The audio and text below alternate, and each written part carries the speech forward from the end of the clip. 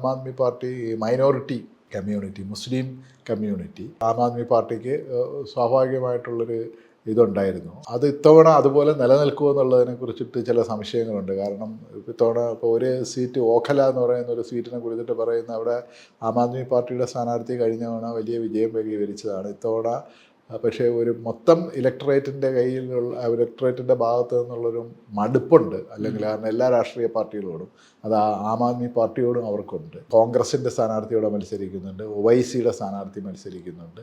അതുകൊണ്ട് പിന്നെ ആം ആദ്മി പാർട്ടിയുടെ ഒരു സ്വഭാവത്തിനെ കുറിച്ചിട്ട് പോലും ഉള്ള ചില വിമർശനങ്ങൾ ഇപ്പം വളരെ പ്രകടമായിട്ട് വരുന്നുണ്ട്. ആം ആദ്മി പാർട്ടി പ്രധാനമായിട്ടും ഒരു അപ്പർ കാസ്റ്റ് അല്ലെങ്കിൽ ആ ഒരു നിലയിലാണ് അതിൻ്റെ ഒരു പൊസിഷനിങ്.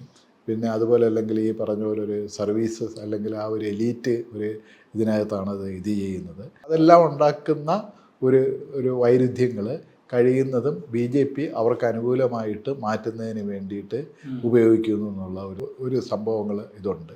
എന്നാൽ ഇതൊക്കെ ഉള്ളപ്പോൾ തന്നെ അരവിന്ദ് കെജ്രിവാൾ ഇപ്പം കുടിവെള്ളം, വൈദ്യുതി, പിന്നെ വിദ്യാഭ്യാസത്തിൻ്റെ മേഖലയിലെല്ലാം ഉണ്ടാക്കിയിട്ടുള്ള ചില ഇത് ആ നിലയിലുള്ള ഒരു ഗ്രാസ് റൂട്ട് ലെവലിലുള്ള ഒരു പിന്തുണ ഒരുപക്ഷെ അദ്ദേഹത്തിന് വീണ്ടും കിട്ടാനുള്ള സാധ്യതയുണ്ട് എന്ന് പറയുന്ന വിലയിരുത്തലുകളും ഇതല്ല.